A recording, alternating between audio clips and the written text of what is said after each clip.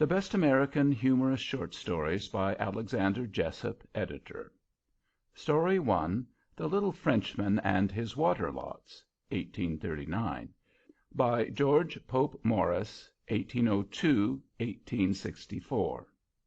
From The Little Frenchman and His Water Lots, with Other Sketches of the Times, 1839, by George Pope Morris. Look into those they call unfortunate, and, closer viewed, you'll find they are unwise. Young. Let wealth come in by comely thrift, and not by any foolish shift. 'Tis haste makes waste. Who grips too hard the dry and slippery sand, holds none at all, or little, in his hand. Herrick. Let well alone. Proverb. How much real comfort every one might enjoy if he would be contented with the lot in which heaven has cast him, and how much trouble would be avoided if people would only let well alone. A moderate independence, quietly and honestly procured, is certainly every way preferable even to immense possessions, achieved by the wear and tear of mind and body so necessary to procure them. Yet there are very few individuals, let them be doing ever so well in the world, who are not always straining every nerve to do better. And this is one of the many causes why failures in business so frequently occur among us. The present generation seem unwilling to realize by slow and sure degrees, but choose rather to set their whole hopes upon a single cast, which either makes or mars them forever. Gentle reader, do you remember Monsieur Poopoo? He used to keep a small toy store in Chatham, near the corner of Pearl Street. You must recollect him, of course. He lived there for many years, and was one of the most polite and accommodating of shopkeepers.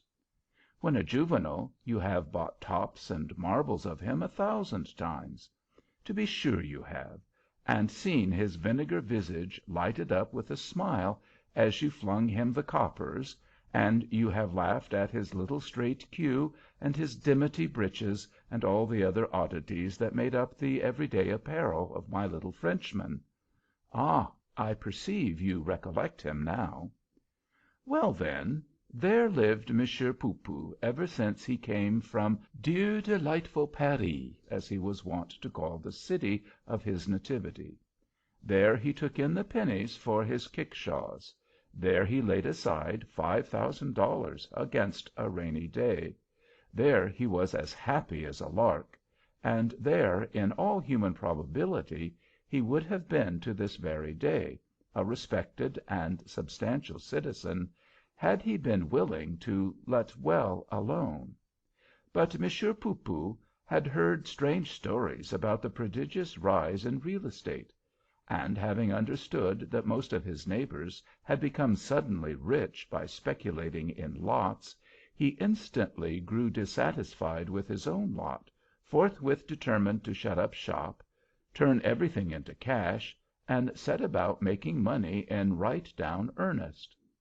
No sooner said than done, and our quondam storekeeper a few days afterward attended an extensive sale of real estate at the Merchants' Exchange.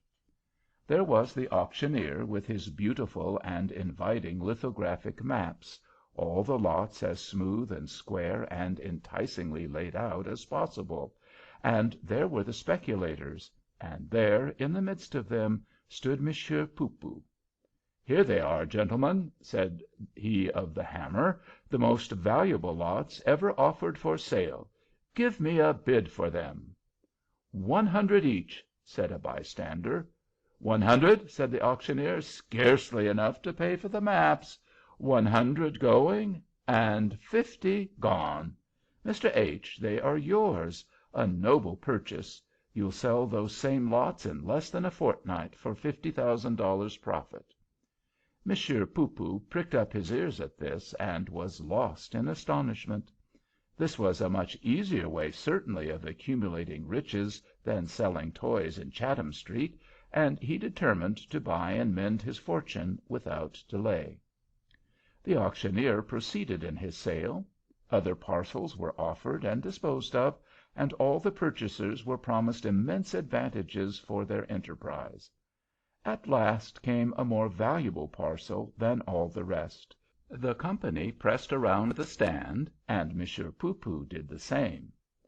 "I now offer you, gentlemen, these magnificent lots, delightfully situated on Long Island, with valuable water privileges, property in fee, title indisputable, terms of sale, cash, deeds ready for delivery immediately after the sale.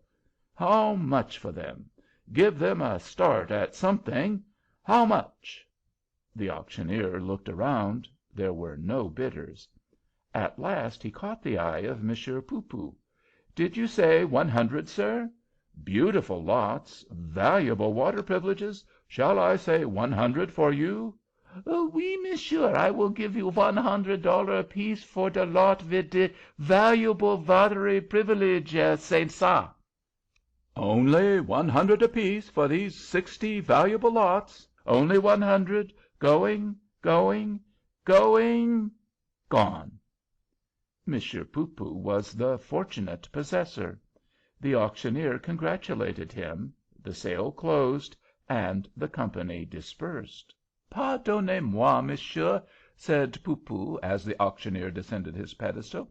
"You shall excuse moi if I shall go to votre bureau, your counting house, ver quick to make everything sure mit respect to the lot with the valuable watery privileges. Von little bird in the hand, he worth two in the tree, c'est vrai, eh?" "Certainly, sir." "Well, then, allons." And the gentlemen repaired to the counting house, where the $6,000 were paid, and the deeds of the property delivered.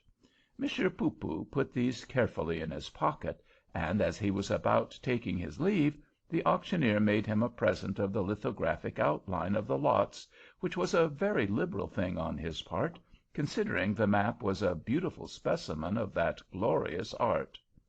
Poopoo could not admire it sufficiently.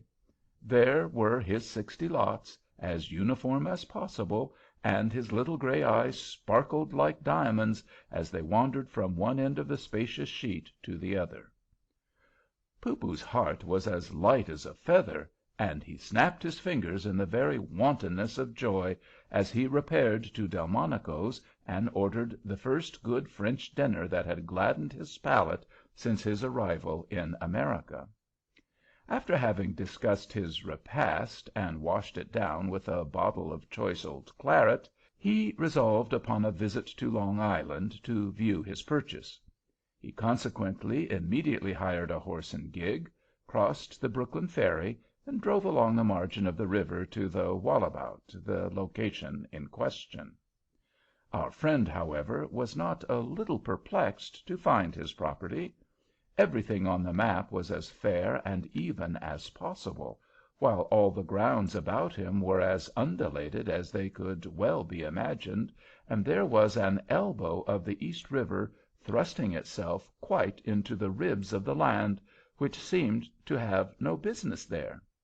This puzzled the Frenchman exceedingly, and, being a stranger in these parts, he called to a farmer in an adjacent field, "Mon ami, are you acquainted with this part of the country, eh?"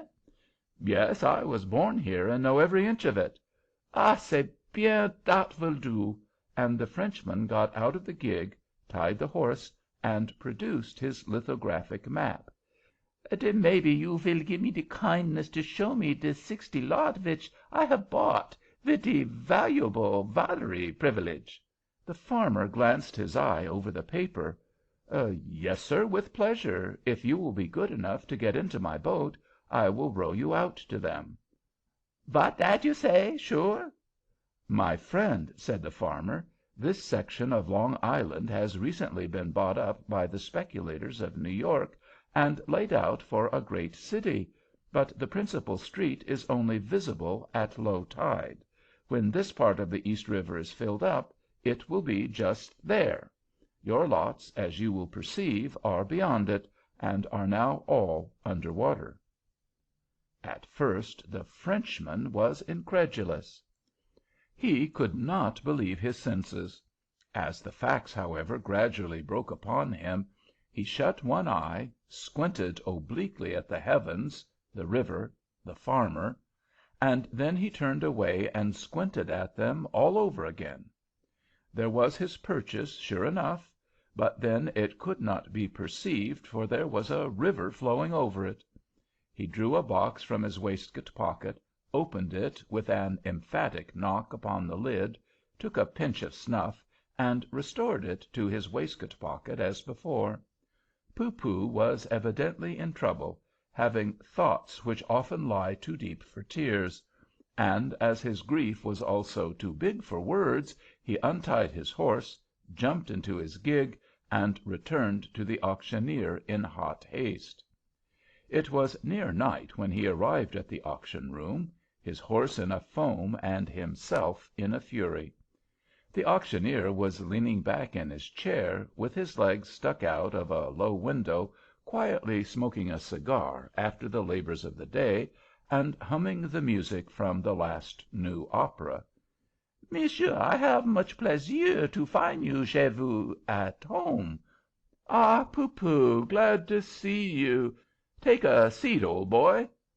"But I shall not take this seat, sare." "No? Why, what's the matter?"